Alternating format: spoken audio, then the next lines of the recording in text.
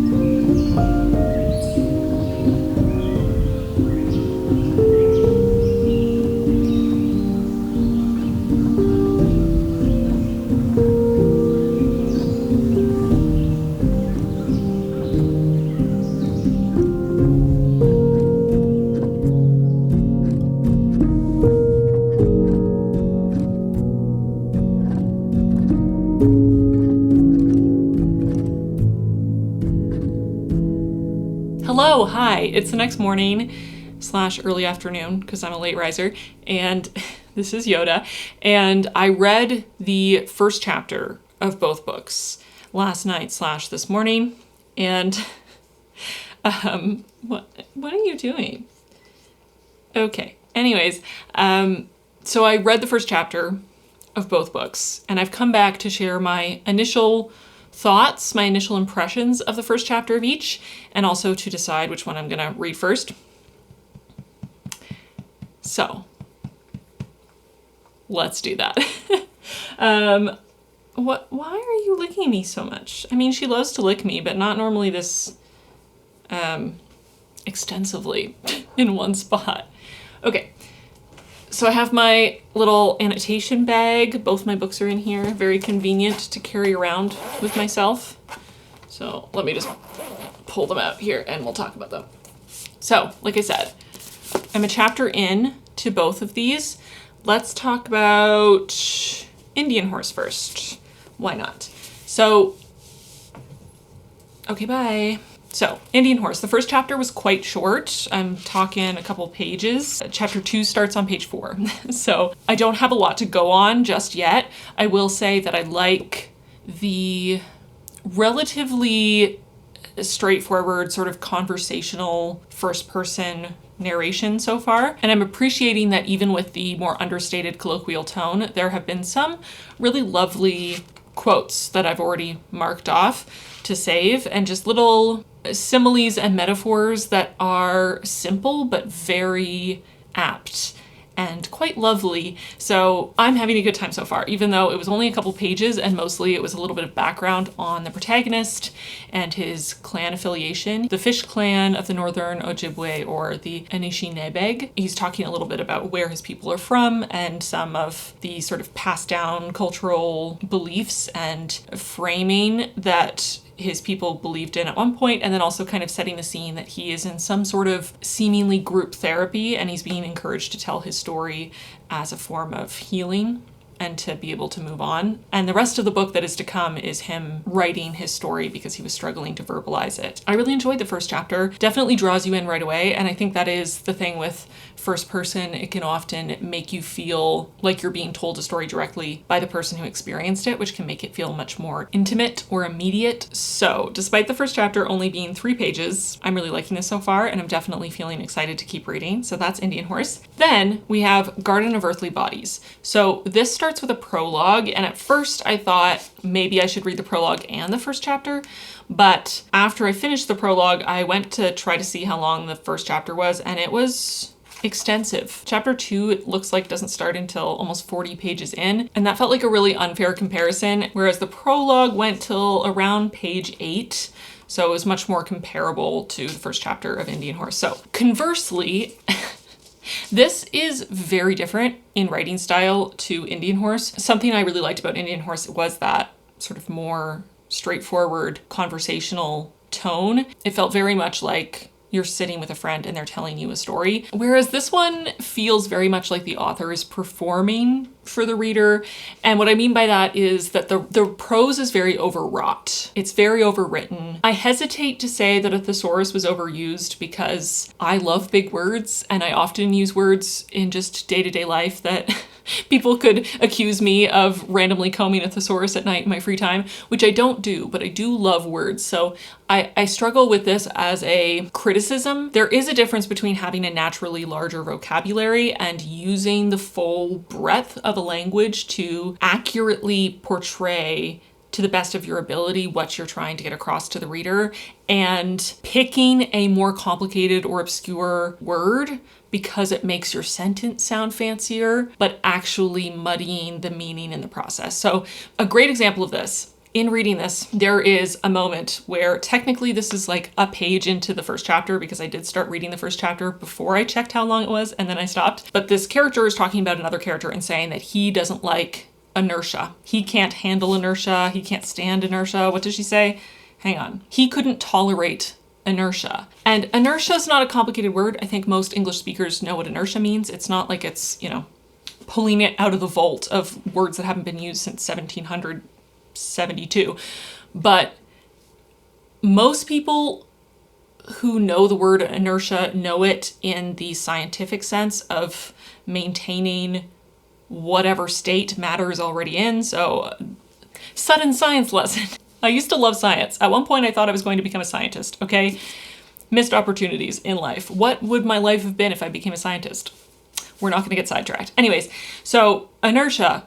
If a body is at rest, it will stay at rest. If a body is in motion, it will stay in motion. Inertia. So when I read that sentence, I thought, okay, so he hates going with the flow. He hates doing things that come naturally. He prefers to, control every moment or be more intentional about his life, I guess. So that's kind of where I was coming from. But then the paragraph goes on to talk about how he hates waiting in lines. And it seems to me that she meant inertia in the secondary definition, or in my mind anyway, the less used definition, the secondary definition of inactivity, and goes on to talk about how he just hates waiting in lines and is not very patient, wants to go, is very regimented. And I just feel like it's just a clear example to me of choosing a word that makes your writing sound more formal or more poetic or more lyrical without considering how it impacts the actual comprehension of your reader, because I understand the word inertia, but again, I think most people's exposure to the word inertia is from science class, because people don't use the word inertia to mean doesn't like to wait in lines on a day-to-day basis. Maybe they did at one point in history, but they don't now. So the context for the word is set by the society we live in and our exposure to it. So choosing to use a lesser known, lesser utilized definition is going to cause confusion unnecessarily. And I didn't not understand the paragraph. I went on to read it and understood what she meant. I just felt that it was unnecessarily obtuse, And I kind of feel like that about some of the other choices as well in the prologue, for example, and just moments that felt overwritten to me. So what's another good example? So here, okay, neither of these words are uncommon or difficult vocabulary-wise, but you can see that they were chosen for the aesthetic of it all, for the flow, for the poetic sound of the sentence, and not for communication. Her own emails had been frantic and slightly scrambled, alternating between acquiescence and apprehension. Nothing wrong with that sentence necessarily, but in combination with the use of some genuinely obscure words, I started to feel frustrated. Starts to feel like the author is less focused on communicating with you as the reader and telling you a story, and more focused on showing off their vast intelligence and great vocabulary. And to be fair, I'm sure people think this about me. So, so take it or leave it. But later in that same paragraph, she uses the word abstruse, not obtuse, abstruse. And I must admit, not sure I've ever come across the word abstruse before, so I looked it up. It literally means difficult to understand, which is hilarious, but also apt for the situation. So there's just moments like that where I was reading and just thought, this feels overwritten. For example, very first full paragraph, we get men who share a somnolent expression. And then a little later in the same paragraph, there was a quiet intensity in their movement, a monomaniacal focus. Again, you might be familiar with the words monomaniacal and somnolent, but it just feels a little overdone, overworked, overwrought, overwritten. I said all the things, you get it. It's a little much for me. I've only read the prologue and a page and a half of the first chapter, so maybe this will grow on me and I'll eventually get used to the writing style and like it. I do tend to like lyrical, somewhat overwritten, purple prose adjacent type writing. When I feel it's done well, I can really enjoy the richness of it, the sort of indulgence of more complex and flowery writing. But again, it's a really fine line for me between feeling like it's a genuine form of expression and feeling like a performance that comes across false somehow. And so far, it's not quite clicking for me, so we'll see how that continues. My other point from the prologue is there are a few moments that feel a little oddly exploitative, or that's maybe not the right word, objectifying of this character's body, and I'm not sure why it was necessary.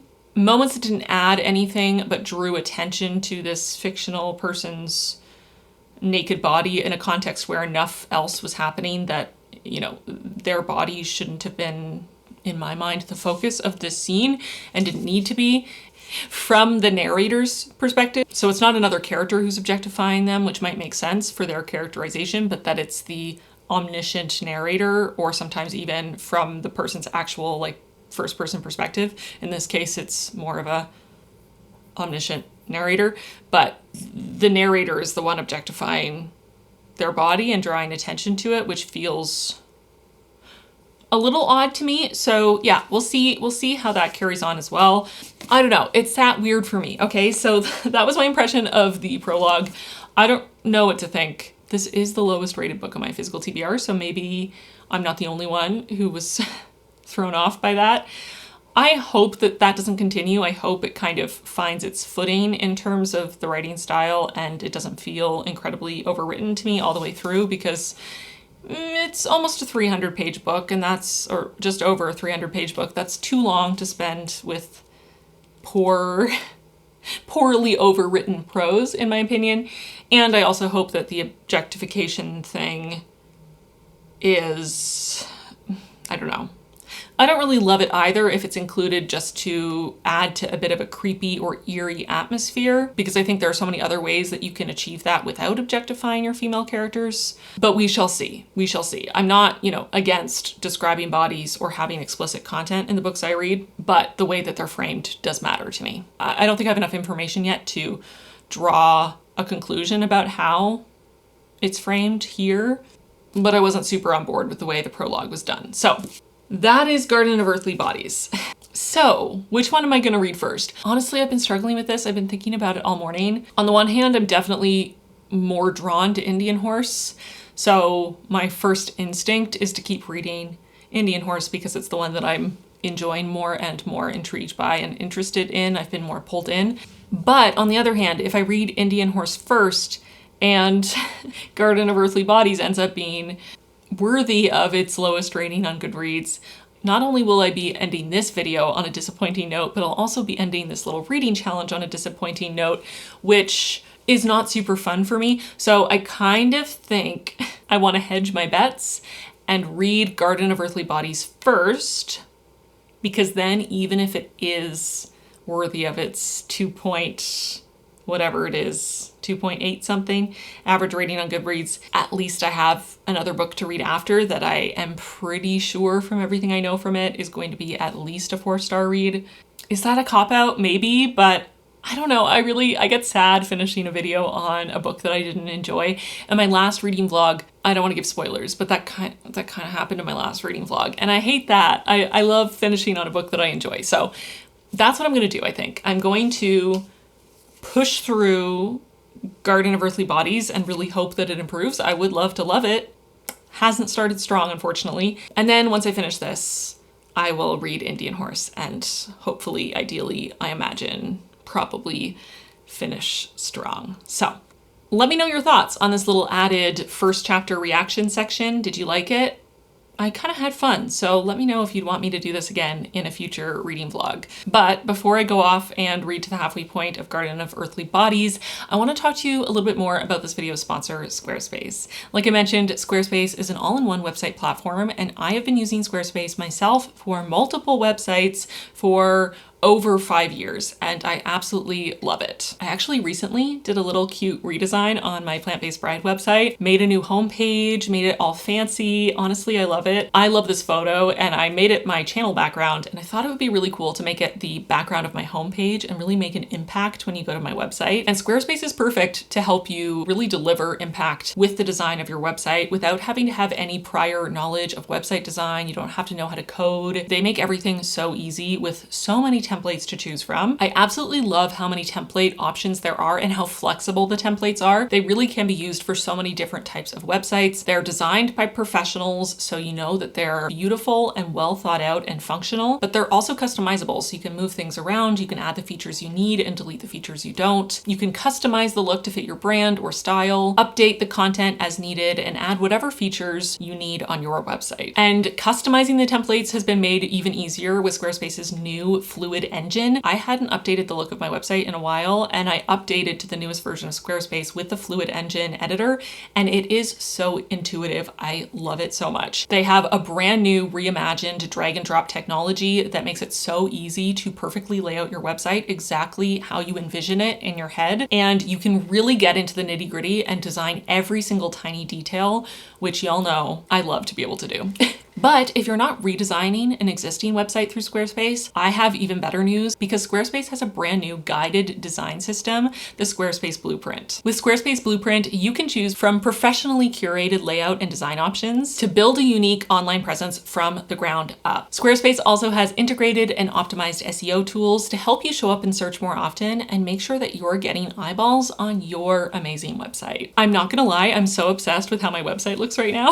I think it's so pretty, and I had so much fun using the brand new Fluid design engine. It just made it so seamless for me to put things exactly where I wanted them to be to make the vision in my brain come to life. So easy to use, so much fun, and I think my website looks pretty cool, if I do say so myself.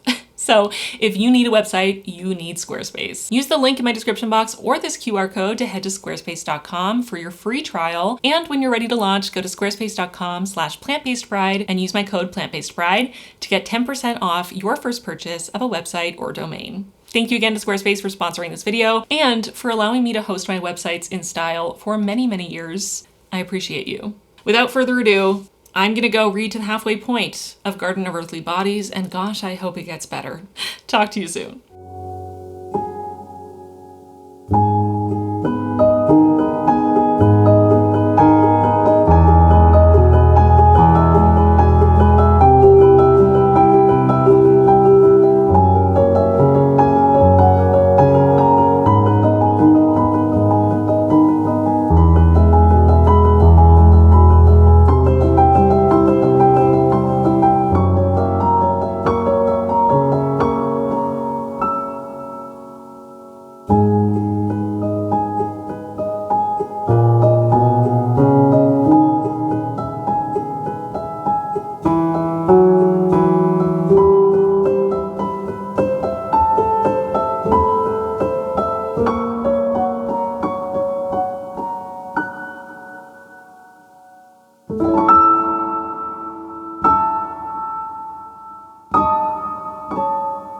Hello,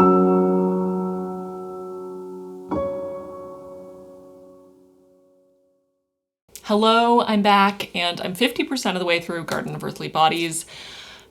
You know, I feel like I always say this and then I end up talking for 20 plus minutes, but I feel like I don't have that much to say so far, other than I am adjusting to the writing style, and, you know, it's a two-part thing where I think I'm getting a bit more used to the style, so it's not as jarring. Not that it was ever jarring, really, but just I'm used to it now. So I'm not noticing it as much. I also think as we're getting more into the plot of the current day timeline, and also the flashbacks are a little bit more action heavy or plot heavy at this point, I feel like there's a little bit less time for the writing to be a bit meandering. It does definitely still have more of a lyrical writing style, but it's a little bit more straightforward. It's a little more focused on telling the story and getting us through the plot. And I do feel like we're starting to get more of a window into Marianne, her personality, her trauma, her grief. I'm definitely feeling intrigued now to know how things will turn out, especially in the modern day where Marianne is at this sort of eerie, unsettling treatment facility. Yeah, we'll see what happens. There's definitely a creepy atmosphere going on, which I'm a fan of. I also am quite more emotionally invested in the flashbacks than I expected to be based on, again, my first impressions just from the prologue. I must admit it is very hard to read about watching a family member near death in a hospital right now. So I'm having to pause in those scenes and sort of, give myself a breather because it's bringing back a lot of memories of the last days with my dad. So that's hard. I do think the author is doing a good job so far of examining grief. There have been a few quotes that I've marked that just felt very representative of at least my experience, felt quite perceptive. I still don't know if I would say I'm enjoying it necessarily. I'm intrigued, but Marianne as a character is a little hard to follow. She is not a very likable person. She's a pretty unlikable protagonist, which, you know, isn't necessarily inherently a bad thing, but she's definitely not a character that I'm particularly drawn to. She's so far shown herself to be pretty cruel and mean. She's also been misogynistic and ableist at various points, and she's definitely very nihilistic and sort of disconnected and dispassionate. And while I can relate to an overwhelming influx of nihilism in the wake of loss, I can't relate to how emotionally disconnected she seems to be most of the time. Definitely the moment that I was most connected to her was in the middle of the night when she woke up after having a nightmare about her sister and couldn't stop crying, and her boyfriend just held her. Because that's relatable for me personally. But otherwise, I am struggling a bit with her. I am curious to see how she evolves and grows and changes in the second half of the novel, because maybe my feelings will change, or maybe we'll explore some really interesting things through the vessel of a very imperfect, unlikable protagonist. We shall see. But it's definitely picking up. It's better than I expected from the prologue so far, so hopefully that continues. I will say that it does continue to have some odd objectification sort of moments. I'm starting to think that it is part of the style, and like I said, I think in my very first update about the prologue, that it felt like maybe it was doing this sort of highlighting a naked body and objectification and oddly graphic yet dispassionate descriptions of bodies and sex as a way to increase the eerie atmosphere. I definitely am starting to think that that's why it's included, that it's meant to sort of destabilize you and make you uncomfortable. It isn't my favorite. It's not my personal preference for how to deliver that eerie atmosphere and the discomfort. I think there are so many ways to do that, and this is doing that. It's effectively delivering those feelings with other elements of the story. So for me personally, I would leave it. If I could choose, if I had a magic wand,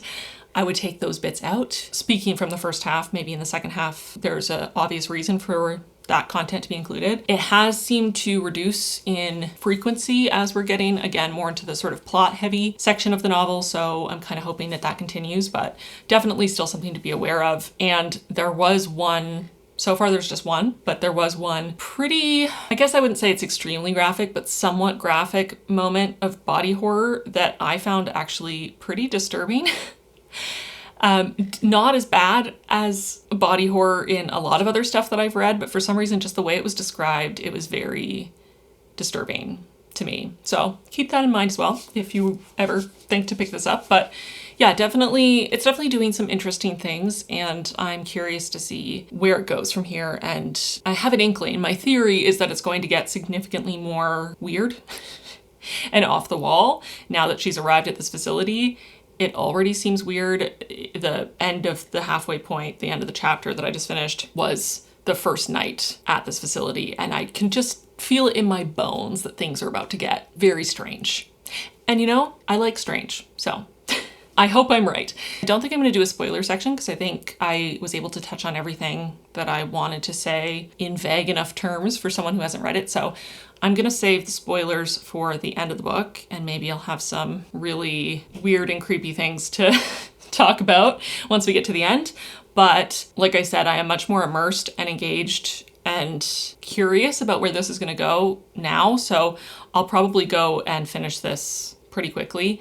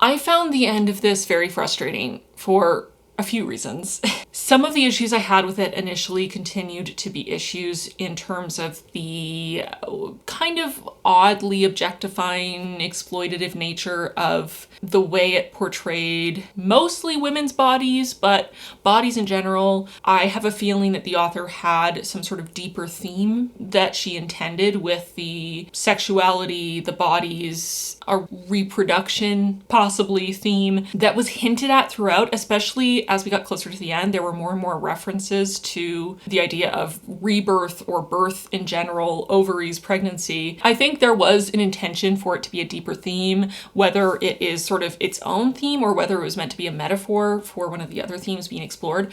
I don't personally feel that the nudity and the sexuality was tied in well enough, or that the intentions therein were as explicitly stated as they needed to be, at least for me as a reader, to understand what the author was getting at.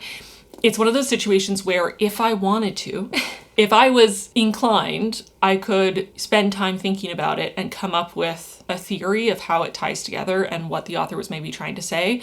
But I must admit that this book didn't do enough for me to be invested enough to put in that extra effort to make those connections.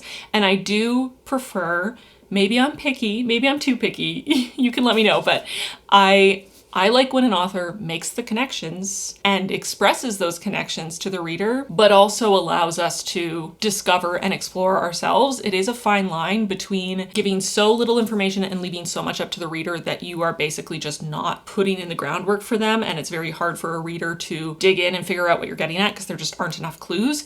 And the opposite of being so explicit in what you're trying to say, drawing those connections so clearly, reinforcing them so many times, really hitting the reader over the head with it where it starts to feel a bit condescending. You know, I say it's a fine line. Honestly, there's a pretty wide gulf between those two things. And I think even, average writers often are able to kind of land somewhere in the middle. Maybe they're closer to one end than the other. But I do think this lands very solidly on the side of, I have an idea, I have an inkling that these are some of the different ideas that you're exploring, but I have zero clue what the intended connection was. And again, if I were to come up with a connection, I would be making it up in my own brain and not pulling it from the book itself. Maybe if I really did such an in-depth textual analysis where I went line by line and tried to really dig into some of those more, obscure words that were being used and see if they have a secondary meaning somewhere and what's the history, what's the etymology of that word, does it tie to this other word? Maybe I could figure out what the author's saying, but that's, again, a lot of work for me for a book that just didn't really do it for me. So the reasons why it didn't do it for me, other than the themes feeling sort of half-baked or hinted at, gestured at, but not actually explored, were multifold. So first of all, the writing, it did continue to be overwritten at times. I did feel that after the first few chapters, I adjusted, and also the writing became a little bit more focused on telling the story. I mentioned this in the last update. It did become a little more straightforward and a little less self-aware. I read the blurb of the author when I got to the end, and she does have a master's in English, and I do think that that might have been to her detriment in this book. It did feel a little bit like someone who is too aware of the structure of the sentences and every single word choice, and is more worried maybe about how they will be perceived if a classmate or a professor picks up their work, and how they'll judge their vocabulary and their use of imagery and everything, than actually connecting with the reader and telling a story and being evocative and having that authenticity. I guess it does feel a little manufactured, and I do think maybe the master's in English could be a piece of that puzzle. Obviously not saying that someone with a master's in English is automatically not going to be a good writer, but I do think there can be a bit of an overanalysis, maybe overly cerebral approach, which is definitely what I got from this. And not just the approach to the writing style, but also the main character, who is so much more cerebral than she is embodied and emotional. Our main character is very detached. Her few moments of emotional vulnerability were the very few moments that I felt anything for her, or felt that she felt human to me. On some level, that's a me thing, because I am a very emotional person, that I do sometimes struggle with connecting to characters that are incredibly detached and really show little to no emotion. But considering the story here and the stated primary theme of grief and sort of the trauma that comes along with grief and the long-lasting mental health effects of grief, the center of that, the reason why someone would be so impacted by grief for a long period of time, or just deeply impacted, is because they cared about the person who died. If you don't care about the person who dies, you don't grieve them. So the lack of emotion, the lack of care, the lack of an obvious love between her and the person she lost made it really very hard for me to get on board with this central theme, the idea that we're exploring Marianne and her experience of grief, but she has so few emotions. That was hard for me. Again, there were a couple moments here and there where she had a break in her emotional walls and we got to see a little bit more. But while I think it could be realistic and I think it could be really effective and moving to tell a story of someone who is really buttoned up, who is really trying to hide and hold in their emotions, and it breaks through at moments where they just can't hold it in anymore. In this case, it felt more like Marianne she didn't feel very human to me. And then the moments of emotion felt almost out of character for her rather than feeling like a genuine built up, sudden burst or expression of emotion. Part of my issue with Marianne as a protagonist, and so much of this book, like I said, is very cerebral. It's very much in her head. It's very much in her experience. The whole book is very internal for her, and that was hard for me. And one of the things I disliked most about reading this was that I really disliked Marianne. And I can dislike a protagonist and still like a book. I can enjoy a book that has an unlikable protagonist. In this case, Marianne was she had zero redeeming qualities, okay? Not even one. She's not even super charming or funny, really wry, dark humor. No, she's very flat. She's very boring. She's very cruel and selfish and jealous and bitter. She also is misogynistic, both, internal misogyny, but also just pretty outwardly misogynistic at moments, which I don't know if that's the author's views showing through or if she was trying to say something by writing a character who was so misogynistic, if it was meant to be an internalized misogyny that tied into the larger theme somehow. Again, I didn't feel like anything was really stated or connected for me to know what the purpose of that was meant to be, but, didn't love being in the head of someone who was just constantly being misogynistic. She's also very kind of shockingly ableist at one point in a conversation with her sister. There's a lot. She's also very judgmental and hypocritical, so that's fun. Again, I don't know how much of that is, the author shining through in their character or how much is meant to be the character, but it is hard in a book that is so focused on the character and has so little external perspective to tease apart the difference between the author's voice and the character's voice. And, it's not in first person, but it is still so internal for her and so cerebral and so in her experience that there really isn't that outside commentary from a narrator. So yeah, really struggled with Marianne, really didn't like Marianne. And I think the most intriguing aspects of this story for me were her grief, which again, I think because of the limitations of the character and because of the writing style, everything was very emotionally distant and detached. For those reasons, and also because of the way the pacing was done and the timeline of the flashbacks, the author in the present day moments prioritized keeping some things a surprise for later, the tension of not knowing exactly what happened, over the emotional honesty of the character and allowing us an insight from earlier on into her grief and her experience. So for me personally, the grief commentary, the exploration of grief didn't land. And then the other element of it, which is more of the sci-fi body horror kind of speculative element, I think it had a lot of potential, but I just don't think there was enough time spent on it. It was very rushed. It was very far into the book by the time she actually arrived at this facility. The time she spent at the facility is very fast-paced. My impression from reading was that it was a couple days, maybe a week that she was there, and it's very quickly paced, her time there. She learns very little about what's happening, and so we learn very little about what's happening. And then to explain everything, we get her finding a very convenient file in the basement of the facility that is literally labeled A Concise History of the Facility, and then she reads it. And by she reads it, I mean the text of the file is just in the book and we can read it to then ourselves learn the concise history of the facility, which apparently someone felt a need to write and then hide away in the basement because they wouldn't tell anyone any of this information. It's all like top secret information.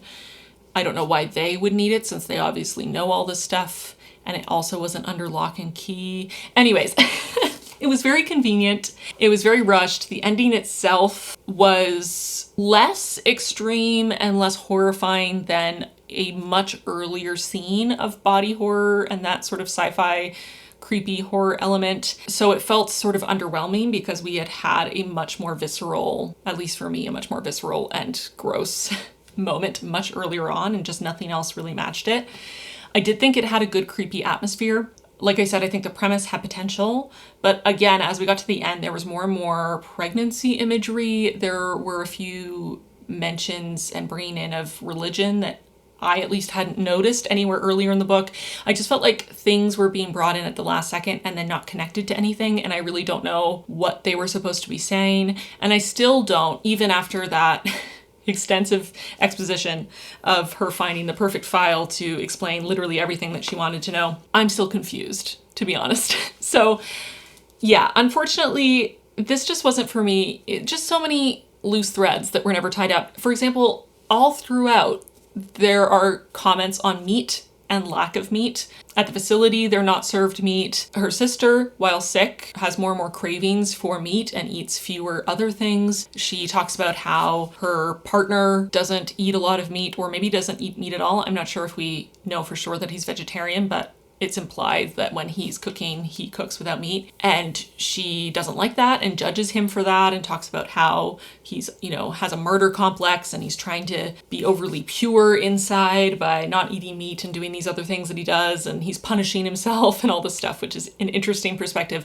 But again, there's this through line through the whole book about some of the characters, mainly Marie and Marianne, loving meat and eating a lot of meat, and the other characters that they come across and other, environments that they're in later in the book being notably, and it's made note of, meat-free. But again, that never came to fruition. That never connected to anything. I'm not sure, I don't know if that's just something that the author wanted to say. The author doesn't like vegetarians. I don't know what's happening, but I thought that was odd. And there were just a number of things like that where I just thought, why does this keep coming up? How does it connect to anything? I don't know. I also have a personal pet peeve of being very annoyed when authors write multiple characters with either exactly the same name or very, very similar names, because it's confusing for no reason. Because they're picking the names, it's fictional. They could pick literally any name. In this book, for some reason, these parents have 2 daughters and they name one Marianne and they call her Mary, and then they have a second daughter and they name her Marie. So it's Mary and Marie. Why? It was so confusing for no reason. And maybe there was a deeper theme. Maybe it was meant to be some sort of symbolism of them being 2 pieces of a whole, 2 halves of a whole. Maybe there was meant to be some sort of implication that what she's going through and the grief she's experiencing is because she's lost part of herself, and that's indicated too by them basically having the same name. But again, I'm just sort of making that up out of nowhere. The book doesn't say that anywhere as far as I remember. Anyway, I've been talking for a while, even though I wanted to be concise. So I'm just going to say, I think this was a little bit too aware of itself, a little too cerebral, a little too focused on the aesthetic and the vocabulary rather than the actual meaning behind the word. Lots of potential, interesting premise, but just not really executed in a way that I felt was either, emotionally moving or profound or particularly shocking or exciting or spooky or any of those things. It just sort of missed the mark for me. And I think maybe if this book had been much more focused on the facility piece of the puzzle, and maybe the flashbacks had been incorporated as something that she was experiencing due to the treatment, and there was much more time spent there, and she could have learned more about the facility and the treatment and the situation she's in a more organic way, I think that would have landed better for me. And if the character had been allowed to have at least one redeeming feature, one redeeming quality, and felt a little bit more human. Those are my thoughts. Those are my spoiler-free thoughts on Garden of Earthly Bodies. I will do a short spoiler section just because there's a couple things from the ending that I wanted to touch on in case anyone has read this and you want to hear some thoughts on that. Wild ending. So the ending, basically, so the weird thing that's happening is that she starts growing what she thinks are hairs down her spine, like these really thick, big hairs that she can't pull out. And she goes to the doctor and they refer her to this special program, and she gets there and realizes that everyone there has the same huge dark hairs, or what look like hairs, growing from their spine all the way down. And this is a really weird facility where they're studying them, having meetings with psychologists, and they're going to meditation classes where they all climb into coffins full of muddy earth and are closed in the coffin. And as they're in the dirt, they feel the hairs in their back sort of spread and grow and intertwine with the soil.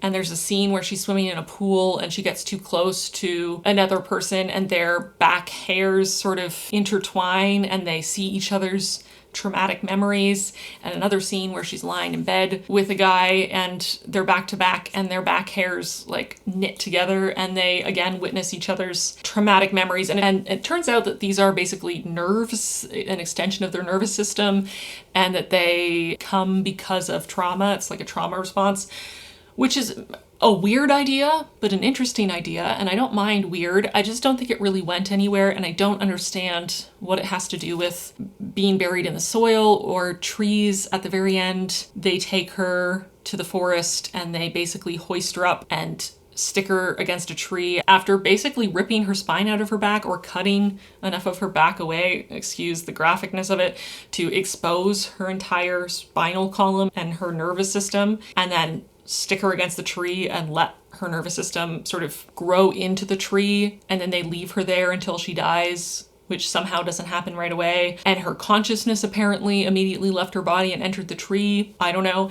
And then at one point, right at the end, the doctor goes back to see the tree and see the corpse of our protagonist. And the tree has grown an ovary, just random, female reproductive system or pregnancy imagery right at the end there. I don't know what that means or why. I truly don't. There's a lot about trees all the way through, and there's imagery at the start of her little sister Marie liking to climb into holes in trees. So there's some sort of mirroring there, but I don't know what it's supposed to mean. And she knows a lot about trees because her dad used to be, I don't remember how she described it. I don't think she used the term arborist, but that was the impression I got, or that he studied trees. Anyway, she knows a lot about trees. So I guess that there's a connection. I don't know how and why this connects to the rest of the book. I don't know how this connects to the facility and what they're studying and their understanding of these fibers of the hairs. What we learn in the concise history doesn't really tell us that much. We don't really learn the connection between earth and trees and nature and these weird nervous system growths, or how that's possible. So no answers, just weirdness. And I also don't there's lots of unfinished business, because they could have easily been lying. It seems like they were lying, but they did say, you'll get to go home right after we do this. And then they ripped her spine out and stuck her against a tree and let her die there. So do they mean go home as in be dead? Is that supposed to be home? I don't know. Maybe that's supposed to tie in with the religious imagery that suddenly popped up at the end of her praying all of a sudden and someone else who works at the facility coming back to cross themselves and tell her that she'll be with God soon after a whole book that didn't talk about God at all. I just don't know. I don't know what that ending was supposed to mean. And like I said, it was pretty, gross what happened to her, but it didn't land as gross to me personally as an earlier scene when she first came home from the doctor and was so uncomfortable with those long hairs growing out of her spine that she started slicing open her own back with a razor to try to get them out. That to me was really visceral and gross and disturbing to read about. The later scenes, including the ending, didn't land the same way to me. But again, it's just hard to feel anything about her ending this way because she was, not that she deserved it just because she was a total asshole, but I just didn't feel anything for her because she's a fictional character and she had no redeeming qualities and didn't really feel like a human. Yeah. Let me know your thoughts if you've read this. I would love to hear your thoughts on what you thought it was trying to say and what you thought was actually going on at the facility and with the nerves/hairs and what happened to Marianne at the end, and why the tree grew an ovary. Like I said, I'm not invested enough in this book to spend my brain power trying to create theories about it. I just don't care enough, to be honest. So let me know if you have theories. But yeah. Also, the way this book starts, it makes Richard, her boyfriend, out to be kind of terrible. But then the more you learn about him, the more you realize that he's actually a super supportive, super kind, doing his part around the house and cooking. He's not expecting her to, do everything. Honestly, now that I'm saying that out loud, and the fact that when he cooks without meat, I think that Marianne is, like I said, misogynistic, and she has very outdated traditional views of gender roles as she presents multiple times throughout the book. I wonder if she views Richard in a negative light, and the way he's portrayed is that way because she thinks that he's not man enough because he's a vegetarian and he likes to cook and clean, which would fit with her character because she, like I said, is repeatedly misogynistic. So interesting, because I liked Richard. At first I thought he was an asshole based on how he was being described, but that was from her perspective, even though it's not first person, it's still her perspective. And later, as we get to know him more and more, even though she is deriding him and thinking that the decisions he makes or the things he does are bad or somehow flaws of his, the whole time I just thought, he seems like a really nice guy and a good partner. I guess justice for Richard is what I'm saying. Anyway, that's it for spoilers. I'm gonna stop because I'm just gonna keep asking questions and there really are no answers. So, interesting premise, weird. I do applaud being willing to go weird. I don't think it worked for me personally, but it is strange. And I do appreciate when authors go weird and are willing to share their strange, unique ideas, which this definitely did, even if I didn't feel like all the pieces came together quite the way I had hoped for. So 2 stars for now anyway. I'll let it settle more, but I think I'm at 2 stars for Garden of Earthly Bodies. And that means it's time to jump back into Indian Horse, which I'm excited for. I'm gonna reread the prologue because it's only a couple pages and just to remind myself how it starts so that it's not at a disadvantage since it's been a couple days. Seeing as the first read aligned pretty well with the average Goodreads rating, I'm hoping this one does as well, considering it had such a high Goodreads rating. I would love to love this. I guess we'll see.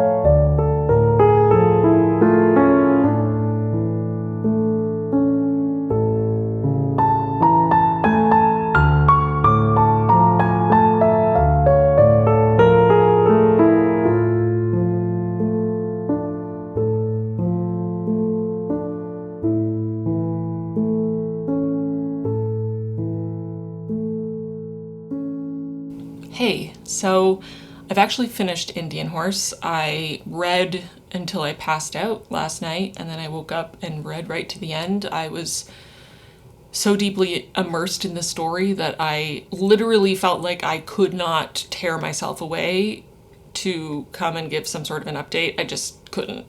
So this is going to be my full review. What could I even say? What can be said? What could possibly be done to try, even attempt to atone for what was done to these children and their families and the generations of their families to follow them? This kind of trauma is so deeply insidious. It is impossible to fully heal from, especially when there is so much shame and secrecy and emotional abuse and brainwashing tied to it. The amount of suffering and silence that these children had to endure is indescribable and deeply disturbing and heartbreaking. I already knew loosely what this book would explore. I have read quite a bit about the realities of residential schools, so I knew what I was getting myself into, and I knew the kinds of things that happened to these kids. But every time you read about it, it's just as hard as the first time, because how do you even begin to wrap your mind around this level of evil because of religious and racial bigotry? It's just disgusting. So I have a lot of feelings. This made me feel a lot of feelings. I loved Saul as a protagonist. I loved him so much. I really loved the way that he was written as a character, and watching his journey, getting to follow him from such a young age through into his 30s, and watching the ways that he adapted and persevered, and the ways that his trauma festered and how it manifested itself, and the ways that he tried to cope with the resources he had available. I just really cared so deeply about Saul and was fully invested in his journey. I also felt like the writing was absolutely beautiful. I wouldn't describe it as lyrical or overwritten, especially in comparison to something like Garden of Earthly Bodies. It is much more straightforward, but it is still so beautiful and poetic and extremely evocative and descriptive. The sense of place, perhaps because I've been to a lot of the places mentioned in the book, growing up in Ontario and living now in the Canadian prairies and having traveled across all of Canada, I've seen a lot of the places that are mentioned here, but there's also just such a strong descriptive, evocative quality, especially to the way that the setting is described and nature is described. It was very beautiful, incredibly immersive, and I think that's part of why I struggled so much and was ultimately unable to pull myself away halfway through, because I just felt so sucked in to the narrative and to the setting. It felt like I was there with Saul every step of the way, which makes it even harder to read some of this content, but I mean, that's how it should be. It should be hard.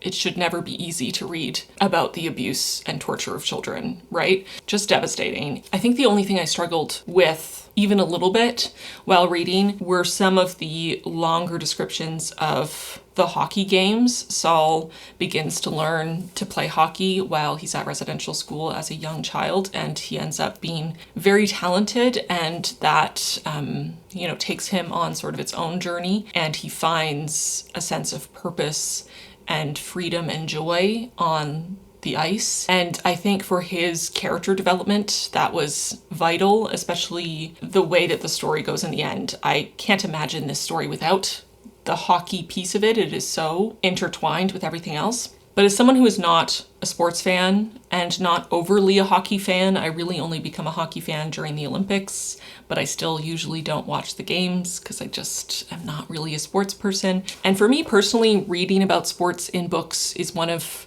those things that I just find mind-numbingly boring, usually. And I will say that it's a testament to this author's skill that he was able to write hockey games in a way that kept my attention. His writing was so, again, how else can I describe it? It was stunning. It was evocative and immersive, and the way he described the movement and the freedom on the ice, almost like a dance, and the interplay between the players, and just that lightness, almost feeling like Saul is flying. It was just really beautiful to read, despite my personal sort of hang up around reading sports and books. I think this is by far the best example that I've personally read of including sports in books in a way that felt not only deeply vital to the plot and the character development and the emotional core of the story, but also that those scenes themselves were written in such a gorgeous way that they are just as beautiful to read as any other passage in the book. So that was quite a surprise to me when we started getting more and more into the hockey part of the story. I was a bit worried that it would disconnect me from the story, as I have felt in the past reading books with heavy sports content, but it just didn't happen. This was really masterfully done.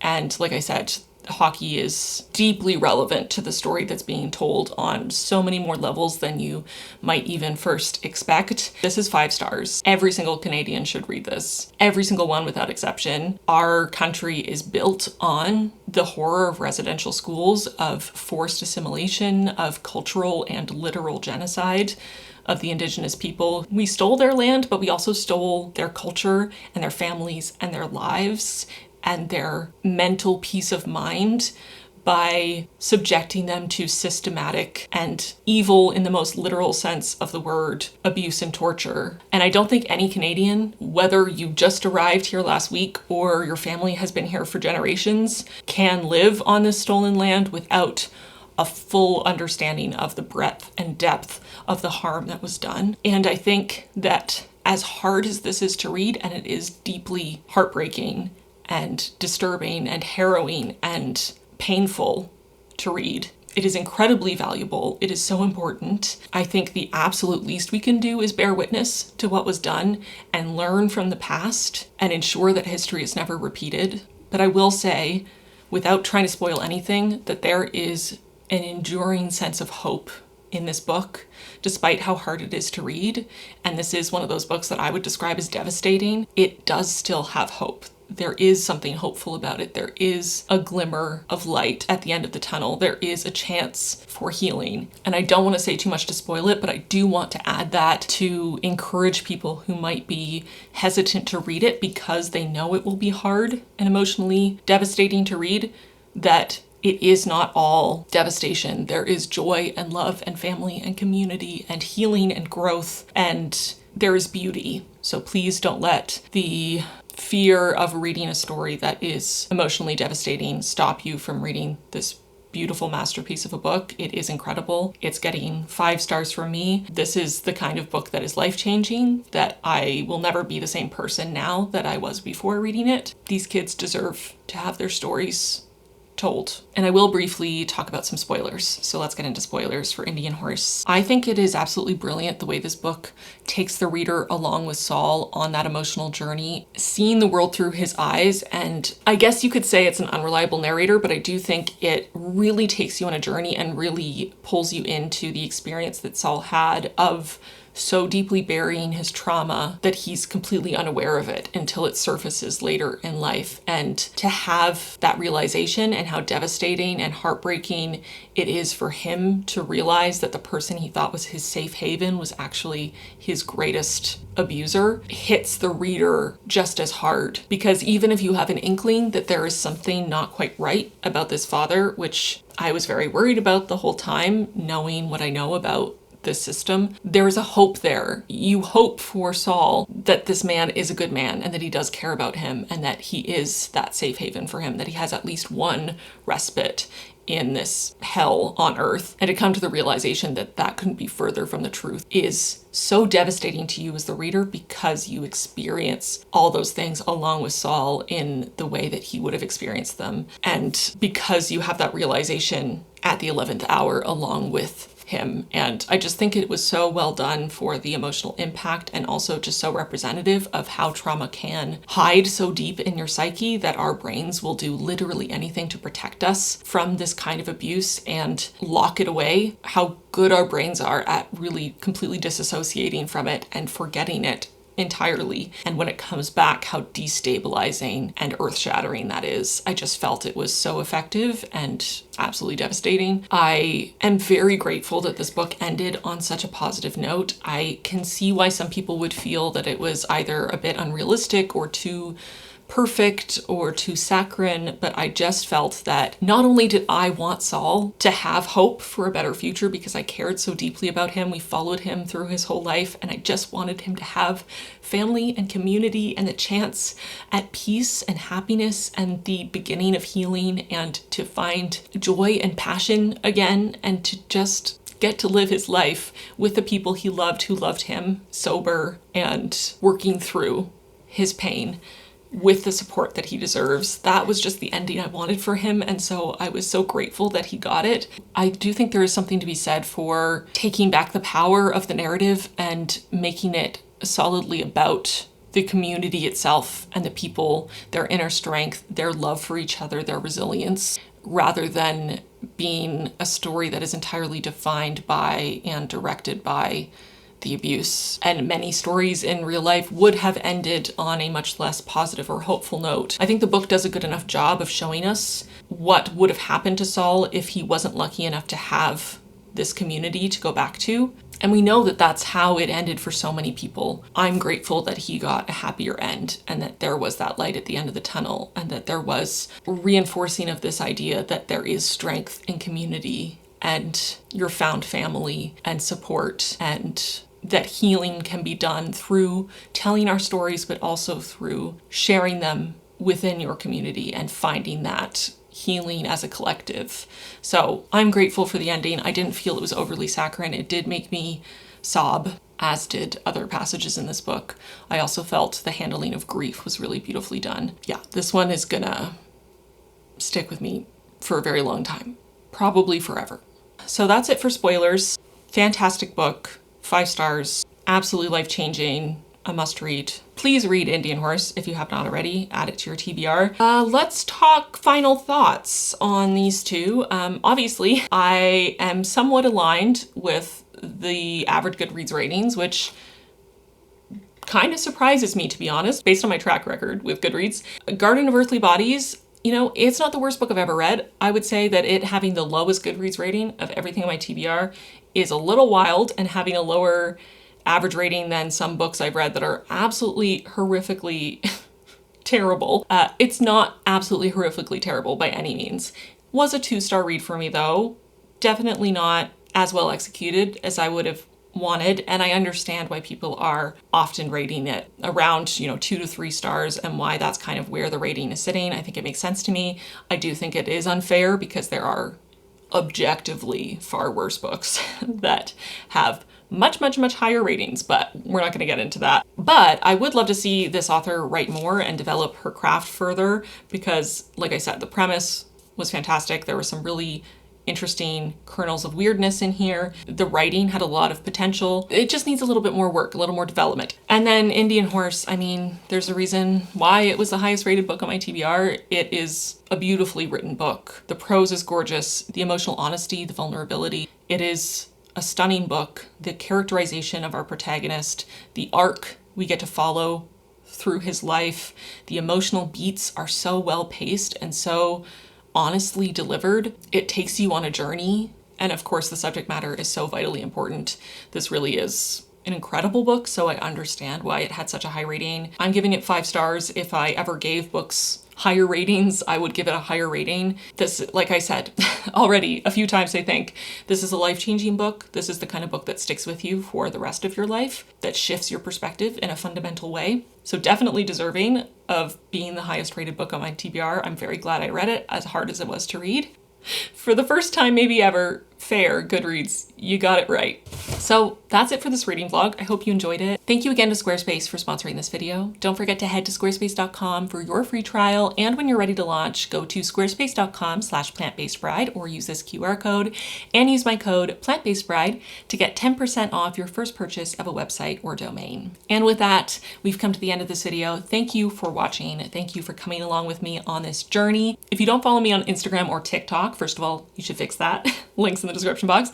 But also, I made an announcement on both of those, posted the first video in an ongoing Read It or Unhaul It series that I am very excited about. It's going to have a weekly social media component. I'm going to be sharing weekly videos on TikTok and Instagram, but I'm also going to be filming, compiling longer form, more traditional reading vlogs to post here on YouTube as I work through my physical TBR, because I have so many books, as we determined in my scanning video. Check that out if you missed it, and you can get the exact number of physical books I have on my TBR. It's embarrassing, and I definitely want to prioritize working my way through them, so that's why I'm doing this challenge. It's inspired by Emily Fox here on YouTube, who I love. It's also inspired by a few book talkers I enjoy, like Haley and Eloise. I will share their details down below if you want to go follow them and follow their Read It or Unhaul It challenges.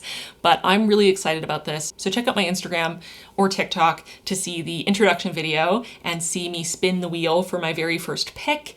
And definitely stay tuned for those reading vlogs coming here to YouTube as well. I'm super excited, and I've been really happy to see how excited so many of you are for this challenge. You're really on board. It seems like a lot of you have been inspired to try this kind of challenge in your own life as well, which is awesome. So anyway, I just wanted to announce that here as well. and encourage you to follow along. And I feel like this video was a good way to kick us off because I've now read 2 books from my physical TBR to get the ball rolling, and now I can really get into my read it or unhaul it challenge. Well, that brings us to the end of this video. Thank you so much for watching. Give this video a like if you liked it, subscribe if you haven't already, and consider turning on notifications so you don't miss my new videos. Also, leave some sort of book-related emoji in the comments so I know you made it all the way to the end. I really appreciate you. And with that, I'm gonna get going. Thank you so much for watching as always, and I'll see you really soon in my next one. Bye, friends.